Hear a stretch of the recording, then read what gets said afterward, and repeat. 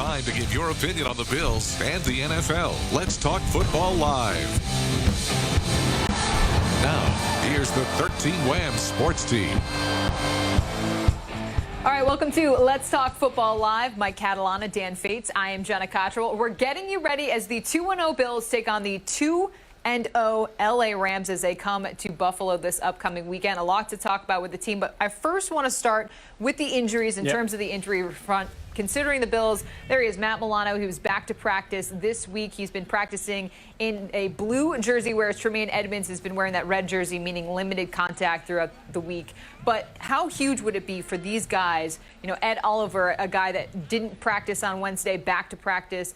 What does it mean to have these players coming back? Yeah, I think they're balancing a little bit of caution with all these players in the early part of the season. But Milano was hurt, right? Yeah. And when you look at the way the Rams play, and especially after last week with the tight end, I mean, Gesicki took them apart. Yes. And Higbee had 3 touchdowns against the Eagles last week. Getting Matt Milano would be huge for this week's game. Dan, who stands out to you, too, about that injury report? Because it's pretty lengthy, but again, it's early on. Yeah, none of those really concerned me besides Milano and Edmonds. I know a lot of people were, oh, wow, you know, Ed Oliver didn't practice and Trey White was in a red non-contact jersey. I thought a lot of those were just kind of rest days for guys taking it easy. But I think there is concern, even if Edmonds and Milano do come back, because, look, there was no preseason. There were no mini camps or OTAs. So you're trying to get that football endurance back up. They were gearing up. They get one game in, and then all of a sudden they're back on the shelf for a week. And now you're facing a high-powered offense that can move and likes to go up-tempo. Yeah. I have concerns with that, especially when Sean McVay gets his mind and that offensive guru kind of going. I think that could be trouble for guys that haven't played game speed in about 2 weeks.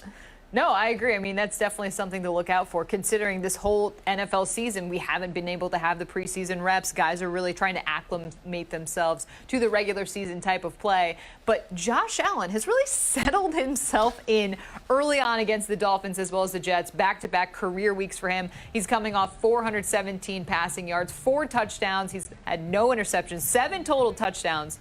Mike. That's good. Yeah. Is that bad? Well, you know, he's playing like the guy they would hope he would play like in terms of controlling the game, probably more with his arms, certainly, than his legs. Because what have we talked about with Josh over the last few years? Made big plays, came through in the fourth quarter, erratic throwing the ball, maybe ran it too much. So the first week he ran it and did a good job. You know, he had a couple of fumbles and then came back from that, threw for 300 yards. But last week was the first time we have seen Josh Allen control a game in the air. I mean, 417 yards. Yeah. I mean, Bills quarterbacks just don't do that. You mentioned our podcast earlier. On our podcast, we talked about this 21st century offense. Yeah. Finally joining, you know, your Bills fans watching, and the Bills don't do this. You know, they don't throw for 300, let alone 400 yards in a game. That's the NFL in 2020, and the Bills haven't been there in this millennium. They really haven't been. I mean, 300-yard games rarely, if ever, happen for the Bills. So I'm not saying it's going to be every week, but Josh Allen, through 2 weeks of this season, looks like a legitimate passer of the football, Dan. Yeah, and Timothy Sinclair, writing in some of the comments right now, says he doesn't think the offense should have a problem with the Rams. He's more concerned about Milano and Edmonds and wants to get Moss and Singletary the ball more. That's all fine and good, but this is now a team right now that is going through the hot hand of Josh Allen. Yeah. If they win this week, it will be because of Josh Allen. It won't be because of the running game. I just, the way that this offense is now built, when they went down against Miami, and they threw that counter punch after Fitzmagic got going. It was a 47-yard bomb to Stephon Diggs. After they scored the go-ahead touchdown, the Dolphins went 3 and out. And then what did they do again? They took another shot. It was a 46-yard touchdown to John Brown. That is this type of offense. This is the type of team that they're going to give Josh Allen the ball. He said Brian Daboll's not afraid to put the ball in his hands, and then you have Sean McDermott saying he's got ice in his veins and no moment's too big for him. This team is what we've talked about, guys, of this team's going to go as far as Josh Allen is taking them. And especially after a week where the offense or the defense wasn't that good, the offense was the one that won that game against Miami. Yeah, Paul Dimitropoulos, I believe I'm saying his name right, says, what about the third quarter play? Seems like it's been an issue. And that brings up to the point that Dan made, you know, because the defense was struggling, the offense was struggling, and instead of going into a shell, they came out firing after that. And I think that has been the difference with this team. dictating with their offense instead of sort of being almost afraid to play offense. And look, I want to see them run the ball effectively. But to Dan's point, I think they're going to throw it because they can throw it. Yeah. And it is a weapon. And they can attack another team. And it's been so long since we've been able to see the Bills do that offensively. They've been a team that carries things with the run game and their defense. Yeah. And while their defense, I think, will be better, they struggled last week, the run game is a secondary part of what they do. No, and we heard Brian Dable talk about from the beginning of the season, hey, I have trust in Josh Allen. But Dan, when he pointed it out against the Dolphins last week, when he put the ball in Allen's hands to make those plays, when the team was down, the 47-yard connection is Stephon Diggs, then going for the deep ball once again to John Brown. I think you kind of saw Allen, like we talked about, he's kind of seemed more poised, more relaxed throughout the season. But now we're turning the page. We're taking on an opponent that's also 2-0, a team that is not far removed from the Super Bowl. Yeah. And when you look down the stretch, Mike, how much, I mean, we talk about Josh and how important this is. How can he continue that? Yeah, I think it's when you do it against the better competition. And look, Fitz was really good last week, and he pushed them, and they responded. Now, Ryan Fitzpatrick and the Dolphins are not going to get the respect that the Dolphins do. But the type of game, back and forth, where the Dolphins responded, came back, and pushed the Bills, is what I want to see now Allen do against the good teams. And as we look at this schedule, okay, the 2-0 Rams, Vegas looked good. Vegas looked very good. And then the Titans, who are tough, they find ways to win. They're 2-0. Kansas City, I mean, I don't know if anybody likes them. I mean, they're whatever. They won the Super Bowl. They're 2-0. They've got Mahomes on that Thursday night game. So I think certainly this week we're going to learn something about the Bills. Yeah. Over the next month, we're going to learn a lot about this team. It's funny because some of us in the media, and Ian Patrick writes in here too, saying, well, you know, what's the take on the third quarter? And kind of understanding your guys' take too. We've kind of asked Sean McDermott, we've asked Brian Dable, we've asked Josh Allen this week. I don't think it's anything in particular. I think that this offense just kind of goes into lulls. But I will say the positive is, guys, is that we're not talking about what happened to the offense the entire game. like the offense was so good in the first half of both games that when they come out and punt, it's like, what's going on? Like how they're punting here? Like this is going to go through it. I don't think it has anything to do with lack of preparation. I don't think it has anything to do with that. I think it's the other team's making a couple defensive adjustments. And what I've liked to see, though, is that they haven't let their foot off the gas. They haven't started to go to this, let's just run the ball when they were up by 4 with 5 minutes left. They still took shots. They're still throwing the ball, right, Mike? Yeah, and it has been an issue. I will say Sunday in Miami was a little different because you had halftime and then you had a lightning delay. Yeah, you had that the as well. other delay. But that being said, you know, good teams figure out ways to deal with that. McDermott even talked about the team actually planning for the possibility of a delay. I mean, when you go to Miami in September and October, this can happen. Yeah. It's happened, and it did happen in this game.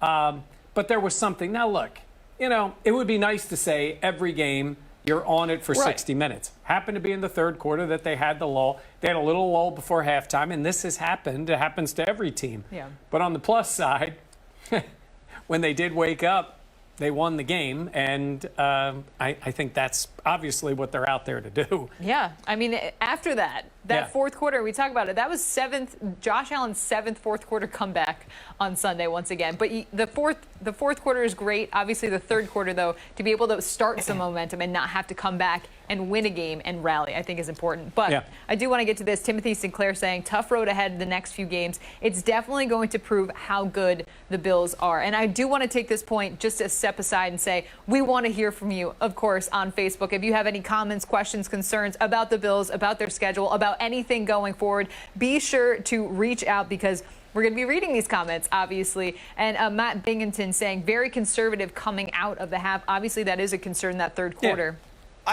I disagree. Yeah. I don't think it's conservative. I think it's other teams make adjustments too. Yeah. The Bills looked so good. Josh Allen threw for 249 yards in the first half. He had only thrown for over 250 yards in a game 5 times in his career before Sunday. He put up career numbers in the first half. the other guys also get paid to make adjustments. Yeah. And they made adjustments. And then Brian Dable also came back. And Matt Binghamton says, go for the jugular. They did. When they were up by 4 with 5 minutes left, and they hit John Brown for 47 yards. Now, look, the other part of that you look at is saying the Bills were throwing the ball effectively. So to Dan's point, they adjust, and then you try to run the ball. And in yards per carry, they ran the ball pretty effectively. Both Moss and Singletary had good yards per carry. Yeah. But in the passing game, it's the chunk yards. It's the over 20-yard plays. And again, we're in a whole new world here. The Bills are like the good teams offensively now. Yeah. And we can nitpick. They haven't been there. We can nitpick. We can nitpick now. Yes. And to say, man, when they punted 3 drives in a row, what's going on? Like, this is it. So, I love this, though. Matt disagrees with Dan. Yeah. He's coming back. He's saying disagree. And I get it. I do think they ran the ball a little bit. Again, there are adjustments. Yeah. And Team absolutely. C. Because at the same pace, the Bills were getting some different looks, and they ran it. But I do think, to Matt's point, you do lose a little momentum there. And, again, then it becomes more adjustments. When we were talking to Brian Daboll, I was asking him about a similar type of thing. I say, when you put stuff on tape, or in this case, in the first half, how do you adjust and not take away what you do well because the other team is looking for it, When you're the Chicago Bulls, everybody knows Michael Jordan's getting the ball. So what are you going to do? Not give it to Michael Jordan? Yeah. No. Right. They're going to try to slow that down. For the Bills, they've become that passing team. They make adjustments. You got to really hurt them in the run game. Or otherwise, you go back to throwing the ball, which they did, and that still ended up being effective. And in fairness to the Dolphins in that game, Byron Jones went out early. Yep. Yes, he did. And then the Bills just tortured that secondary, yes, which was a key. Which is very important to a Bills fan. You lose Trey White, it's a different ball game. It's a different game, absolutely. So yes, that did help. Dan, you look like you. I had a point. I was just saying. And then you I've lost it. All right, well, Mike that's okay. kept talking, and I lost it. He does that. Mike This is what talking. happens. It's all right. Well, you brought up a great segue. I'm sure it was profound. For the Chicago Bulls, Michael Jordan's going to get the ball. Stephon Diggs, he's been outstanding so far in 2 games. We want to talk about the matchup of Stephon Diggs versus Jalen Ramsey, another top player in the league. Now, this has been something that a lot of people are talking about, considering. So we did take a poll. Mike had a poll. We'll go to the poll really quick. Bills fans, what do you want to see Sunday for Josh Allen in the Rams corner, Jalen Ramsey? Go right at him with Diggs, winning pretty handily over play smart and avoid him. And I think we've seen in these short period of time. But Dan, Stephon Diggs kept talking about how, hey, it's still early. Hey, it's still early. But you have to admit, it's been impressive, the chemistry that they've had developed really in that shortened offseason. Yeah, and they say that their mentalities click, that they're both ultra competitive. We hear that a lot with Josh. We hear that same thing with Stephon Diggs. And Mike, you and I were talking yesterday on the Buffalo Plus. We put out a blog when I was up in Buffalo, and I said how happy they look at practice, and they're dancing around and stuff like that. And Mike, and you said, well, they've been doing that, and that helps when you're winning. But the one thing I thought about it that they haven't done that I'm seeing now that I haven't seen them do before is the amount of communication. Even just at the beginning of practices, it's Josh talking with Diggs. It's Josh talking with John Brown. It's all 3 of them talking. It's them and Brian Dable. Like, the communication level is something that I haven't seen in the 5 years I've covered this team. And we all know that when you don't want to run routes with players at whatever, you don't last too long. But that's one thing that has really stood out to me is that chemistry that they've really worked at, even just open to us. So if we're seeing it, it's got to be happening even more behind the scenes. Well, and Josh Allen was asked about that, and he said, there has been more communication. And that communication is not just amongst each other. Brian Dable referenced that, John Brown comes in and says, keep feeding it to 14. Yeah. And then Stephon Diggs turns and says, let's get smoke going. Moving the ball around. And I think it helps all of them. But the point was made about Diggs. And Ramsey is going to find him. Oh, yeah. And that is going to be a big matchup. And that adds to the intrigue of Jalen Ramsey and his history with Josh Allen. Yes, which we will get into that in a little bit. But I do want to take a look at some of the comments that we had from the poll. Mike saying, same as every week, spread it around, but Diggs can beat him. And I think that's one thing that has really shined so far for this Bills team. It's just the amount of players that are getting the ball. I mean, Mike, you got Gabriel Davis getting his first touchdown. Reggie Gilliam getting his first touchdown. Yep. I mean, obviously Diggs and John Brown. How important is that? It is, and spreading it around is great. But this, I love this, and the Bills haven't had this Ever? I was going to say, when was the last time? Like, you were when probably you're talking there. about So. yeah, when you're talking about guys that can dictate things. I mean, you go all the way back, and you've got Andre Reed on one side and James Lofton on the other. Both of them have pretty gold jackets for a reason, right? Yeah. So you had those kind of guys. Over that stretch of time, you had a guy like Eric Moulds, who was an outstanding player for a few years. They had T.O. for a cup of coffee, and, they've had other good wide receivers. But to have a number one guy, Kelvin Benjamin. Sorry. But No, to Where's have he at now? He's on as many rosters as we are. And to have a guy like this, and this is what I find interesting, Dan, for this game. I mean, we're talking about it here. This is a number one receiver against a number one corner. Yeah. And the question is, how much do you push? Do you just allow, do you just avoid that side if Jalen Ramsey has him? Or do you say, our guy's as good or better, and he's going to beat him on those plays? I just don't see them avoiding Jalen Ramsey. I just don't think that is, we talk about the competitiveness of some of these guys. I just don't think that's going to be in their DNA. I think they're going to take their shots. I think that will open up other things for John Brown like we have seen, or Gabe Davis or Cole Beasley. But I think you can't talk about the success that Josh Allen has had so far this season without mentioning Stephon Diggs in the same breath. And somebody asked me, well, what has he done for him? He's given him a safety blanket. And I don't mean that as a Cole Beasley, like underneath safety blanket. I mean, that is somebody that he knows is good enough to win one-on-one battles. Yeah. Nearly every snap. And that he can look his way. And Josh even admitted that he threw probably a couple of interceptions last week against Miami. They should have been picked off, and Diggs caught him because he had that faith to just throw the ball to Diggs. And that's what Stephon Diggs has brought to Josh Allen. A comfort level, a safety blanket of a guy that goes, we need 8 yards here on third down, go to 9 yards and turn around and I'll hit you. Like that's, and it's that level of trust and that level of eliteness that you just know he's going to do his job. And I don't think they've had that in a while. Yeah, No. well, I mean, if the Kansas City Chiefs are playing, Tyreek Hill's going to get the ball, right? Yes, yeah. I mean, in terms of, this is when I say the difference between reacting and dictating. And I think there is a balance for Brian Daboll. I mean, you don't just come out and say, we have Stephon Diggs, he's great, I don't care who's covering him, we're going to throw to him. Yeah. I mean, you can't be stupid. No. But you also don't take your own player out of the game because of what the other team is doing. Well, that brings up a great point, and I want to go to another viewer comment. If you attack the opposition's weakness, you attack the opposition's weakness, not their strength. So that's an interesting counterpoint to what you're saying. But I think there's like a happy mix in between here. And I think that's what's so great about this Bills receiving core is while the player that Stephon Diggs is, Dan, you're scaring me. I remembered my point. Hold on. Remembered my Well, point. Dan, we'll go to you right now. Go ahead. That was my point. The Bills' offense is getting to the point of their talent level where they can now dictate what other defenses do to them.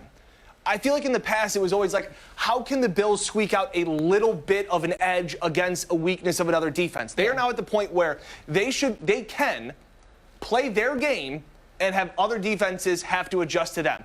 We saw it week one. They ran Josh Allen 12 times. They found lanes that way.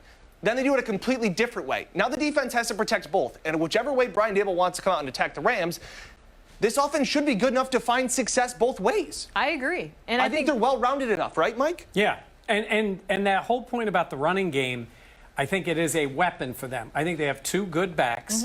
But I don't think either one of those guys is someone you feel like you got to feed it to 15, 20 times in a game. You utilize those players. You use Josh in the running game. It's coming back Sunday. It definitely is. It is coming back. Yeah. And you pick your spots with the other players. Yeah. We'll go to the final viewer comment as well. Happily defer to Daboll on this one. I was not expecting Bills fans to say that this early on. Well, they're coming off a spectacular I offensive get that, game. but I'm saying usually it's a lot of Daboll As I hate refer out to there. him now as future head coach of the New York Jets, Brian Daboll. Oh, that's better than fat-faced Brian Daboll. Can we explain again? He likes to FaceTime. His John players. Feliciano says his fat face always comes up on the phone. Yes. Right. But yeah, this is as we've mentioned before on the podcast is a Brian Dable podcast. This is a pro Brian Dable show. Yeah. And so far, that's been paying off. Let's be real. It's been pretty nice. But I will say, so we talked about Jalen Ramsey and the player that he is going up against Stephon Diggs. But we also have to mention the history between Jalen Ramsey and Josh Allen. When Josh Allen was coming out of college after the draft, Jalen Ramsey in a GQ article said, yeah, he called Josh Allen trash. That's a quote of what he said, basically. That doesn't look like Josh. No, right? He doubled down on it. You know, even when the Bills' Twitter account was tweeting out, here's Josh Allen's first pass as a Buffalo Bill, Jalen Ramsey quote tweeted and said, here's his first pick. He was going out of his way to troll. I was going to say, he was a rookie. He was really hitting it hard. The Bills play the Jags. When Ramsey was on the Jags, the Bills beat the Jags that game. Now, we talked and we asked Josh, hey, this was a couple years ago, but how do you feel about facing off against Jalen Ramsey, a guy who you know doesn't like you? Here's his response. I mean, that was so long ago, in my opinion, and that's really a non-factor. You know, he's been a great player in this league for a long time. He's only gotten better, and like I said, he's a problem that we're going to have to deal with, and you know, we're focusing on one job, and that's to try to put our best foot forward and try to get a win on Sunday here in Buffalo, and that's really all we're looking forward to. Notice something there. You know how I could tell he was lying? Because his lips were moving. God, you guys told my dad joke. Also, It's been around. Also, for everybody thinking that Josh took the high road, he did sign a picture later that offseason of him flexing as he scored the go-ahead touchdown against Jacksonville that game and wrote on it, Jalen Ramsey, do you still think I'm trash? So Josh also likes to get in on this. Oh, yeah. Like, Josh can throw shade as well. As gamers. And so it's very funny how, you know, we look at, well, Jalen called him trash, and Josh, you know, for all of the times that he takes the high road, he threw a little shade there, and I like that. Yeah, Jalen Ramsey, by the way, did get a pick in a playoff game against the Bills. Nathan Peterman. I was just saying, I was like, Josh was right not at the there. end of that game. Oh, yes, that was Nathan so fitting. Peterman. Oh, that was a bad playoff. Yeah, well, he came in at the 10-7. end. Terod had gotten injured. That was not good. We talked about the haters, though. We said it was a bad week for the Josh Allen haters after the game against Miami. But, you know, Devin Singletary was asked, you know, do you think the haters fuel Josh Allen in the most elegant way possible? He's like, well, I don't really know, but I'm pretty sure it does. And it's like, you know that Josh is a guy, maybe he isn't outwardly going to the media trying to do the bulletin board type of material for other teams, but you got to think that that's someone and that talk is going to fuel him. Because let's be real, he has been a lightning rod for his career. Ian Patrick says, praying for a hot mic situation between Josh and Jalen on Sunday. That is an award-winning tweet. Yeah, we like that. That is good. I just could see Josh, you know, hitting Diggs over Jalen Ramsey and him doing like the McGregor like walk down the sidelines or something like that. Now, I will tell you this. I like that. Jalen Ramsey's a really good player, and he can make plays, and he's aggressive. He's also tough. He's a tough player. Yep. He's not, you know, he's not one of these guys that doesn't make tackles. He's a heck of a football player. I totally got lost in the whole idea of why he was calling Josh trash before he had even played. I think it was a GQ article where Jalen Ramsey's trying to make a name for himself. Maybe he was, wound up about the whole thing with, how far down Lamar Jackson ended up going in the draft. Whatever the reason was, it was odd that he picked on Josh Allen before Josh had really gotten a chance to play. But Allen's gotten the better of him so far, so we'll see what happens on Sunday. Yeah. I mean, and Jalen Ramsey is not the only Rams player this Bills team has to worry about. There's a guy, he's pretty big, Aaron Donald. Donald. We keep doing this. We keep doing this. It's Mike's fault. Aaron Donald. Aaron Donald, yes. He is a beast. Dan, I'm going to let you talk because I'm laughing. Mike said I'm Darnold. so mad. Mike said Darnold one time in the sports office earlier today, and we have called him Darnold the entire day. Well, we're thinking of Sam because they're very similar players. Yeah. Well, it's funny because earlier this week, Sean McDermott was asked what makes him so dynamic, and of course, in classic Sean McDermott fashion, he said because he wrestled, which we had to go all the way back to high school to find out that he was a wrestler. But I mean, the guy's just a freak. Yeah. You know the thing about him is, it's What? hard. No, it's hard to Everything? find. I was saying. Well, it's hard to find a player who gets universal acclaim as the number one guy. Like, Yeah. I think for the most part, you could say Mahomes, but not really, because Russell Wilson still gets that thought as maybe he's the best quarterback. At times, Lamar, like as great as he is. You pick almost any position on the field. But I'm sorry, if you say defensive tackle in the NFL, I mean, he was rated the number one NFL 2019 top 100 players. Right. He was number one. yeah, and you saw him destroy the Cowboys. One play, he knocked over basically the whole team. Yeah. And the Eagles had to change their entire game plan to keep him from killing Wentz last week, and he still got pressures. So he is a beast, you know? Mitch Morris and the guys on the interior, get some rest, I would say. Well, Brian Dable was asked about the best way to handle Aaron Donald, and his answer was very factual. Maybe you can miss the bus. Yeah, I just started. You know, we just kind of put this game to bed that we just played, and started to watch his first two games. I mean, look, he's as premier of a lineman as I've seen. He's disruptive force. He's got power. He's got strength. He's got speed. He's got quickness. He's got leverage. He's got a motor. He plays intelligently. I mean, there's just plays on tape where you watch him and you're like, oh, boy. He sounded like he was describing like a superhero. Yeah. Like Seriously. he can leap over mountains and he can run over water. Well, I mean, it's Wow. because you plan for him and he can still wreck your game plan. Absolutely. You double him and he can still do it. And it does open things up for other players, too. Look, the Rams have a good defense, too. This is a good football team.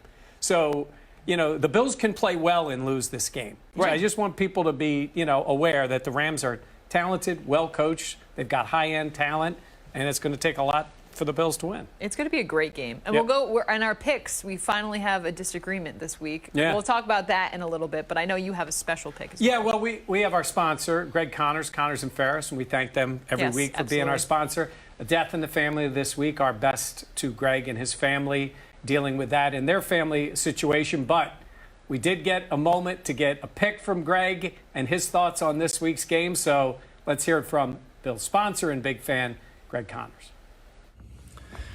Mike, thanks for having me on. Greatly appreciate the opportunity to always talk a little Buffalo Bills football. I think the key to the game, number one, is what can that offensive line do with Darnold? I mean, he is a huge key to the Rams defense. I think he's the best defensive player in the league, so we'll see how they can contain him and how they can minimize his impact. And then the defense, you know, with Milano and Edmonds, hopefully they'll be back. Hopefully they'll be able to perform. I really think the key to that team right now for the Bills and winning this game against the Rams is what can the defense do to shut down that powerful offense. My pick, Bills 34, Rams 31, in overtime. Thanks. Take care. Have a great weekend. Overtime. Overtime. Yeah, That's calling your shot. that's I right. would say, I like so that. that means Tyler Bass wins it at the buzzer. Woo! How about that? That would be quite the moment for the rookie. Yes. Why not? All right, what's your pick? I like a close game again. And look, I was back and forth on this one, and I'm a little on the bandwagon at the moment with the Bills because they played well, and I think they're looking forward to a challenge. The Rams have been really good. You know, again, home with Dallas, and then coming across the country to play in Philly, going back, and then coming back again. I'm looking for something to make a slight edge. I'm going to say the Bills win it, but it's a close one. I've got 30-27. Yeah. Now Dan feels differently. Yeah, this one's so tough. And it's just the fact of, even if Milano and Edmonds are on the field on Sunday, I don't think that they're at 100%, and I don't think that they're going to be 100% tuned up and ready to go against a really good Rams offense that's playing really well. We saw Tyler Higbee last week against the Eagles, caught 3 touchdowns. We saw Mike Gesicki have some success against the Bills last week. This one's close. I think Josh Allen plays well. Like Mike said, I think you can play a good game and lose to a good Rams team. 28-24 Rams in this one. Don't necessarily love this pick. I just think that they run into – I think this is a big step up in weight class. Yeah. From playing the Dolphins and playing the Jets to now playing the Rams. I'm with Mike here. I don't love their back-to-back cross-country trips. The Bills are 3-point favorites in this one. The over is 47.5 for those people that care. I will take the Rams 28-24. I think for me, these teams are so even, especially with the way Josh Allen has been playing. Like you said, though, Dan, this is definitely a step up. But for me, what was the decider was that travel. Just making back-to-back East Coast trips. I mean, as a non-professional athlete, making that trip one way, it takes a lot out of you. Yet to go have 4 trips in total, I just think it's going to be a lot. But I think that Josh Allen will continue to make his strides. Now, this is what we're going to really see. Is Josh able to make that step against a great defense? How will Aaron Donald play? How will the Bills match up with him? But I do take the Bills in this game. I have them winning 31-27. Again, we're all picking a very close game. And by the way, one thing I was remiss and we didn't mention is a guy to watch out for in this game, and Bills fans know him well, Robert Woods. Robert Woods, yeah. He's a heck of a player. Bobby Woods. He was one of the guys everybody liked, really, when he was with the Bills. He was a high draft pick. He sort of got overshadowed a little bit when they brought Sammy Watkins in, but he certainly turned out to have a great career. He's doing well with L.A. He just got paid. And when he was asked about this, he said, I love my time in Buffalo. I love the fans. I feel badly they're not going to be at the game. But he has great memories of being in Buffalo, scoring his first touchdown from E.J. Manuel. Wow. He talked about Robert Woods is a heck of a football player. They're going to have their eyes on him, too. And they used him in the run game, too, just like with Cooper Kupp. Yeah. So well, it's we'll interesting how different he's coming back to Buffalo, but I mean, there's no really, fans. Yeah. Well, no, there's not even that there's not fans, but how different of a team and a Jerry franchise. Hughes is the only player that's still Yeah. here from when he was there. Jerry that makes Hughes. sense, yeah. So interesting fact, and you guys both mentioned the Rams playing cross country and all that stuff. Sean McVay, 5-0 in games in the 1 o'clock slot on the East Coast. 5-0. But what about back to back? I don't know about back. couldn't find that stat. I'm just saying. I couldn't find that stat, but I found that one for you. I'm just saying. All right, we'll take a look at our picks. Yeah. We're all 2-0 after this week. Get a good look at them. All right, Dan, the dissenter. No, I'm kidding. Dan going Rams. We're both going Bills. Anything you want to add before we wrap up? Now, the one thing I would add is, we just mentioned it, but it's really a shame there's not fans in the stands. Yeah. And I say this every week. It was opening day, then it's this game. Then you're going to eventually, when you have that Chiefs game on a Thursday night, I hope it happens soon. Yes. Because the empty stadiums, even the Rams playing in their palatial stadium, the Vegas game next week, empty stadium is hard to see. We do have football, but I know for you guys who get to go to the games, it's tough. Yeah. Mike said it best, and I'll follow him. He's been around the block a couple times. Mike said it best. Don't overreact, no matter what happens in this game. Even if the Bills lose, that doesn't mean that Josh Allen is going to take 14 colossal steps backwards. This is still a team moving in the right direction, no matter what happens on Sunday, win or lose. The Bills are moving in the right direction, and that's a positive. But they are going to now take a step up in weight class against their next 4 teams, as we mentioned, all 2-0. We're going to see how they match up on Sunday. You guys will be here in the studio. Yep. I will actually be in Buffalo, but we'll have all our updates on BuffaloPlus.com, as well as on 13 Wham, and on Facebook, as well as Twitter, and on our Buffalo Plus YouTube page. We thank you so much for joining us. For Dan Fates and Mike Catalana, I'm Jenna Cottrell. We'll be back next week.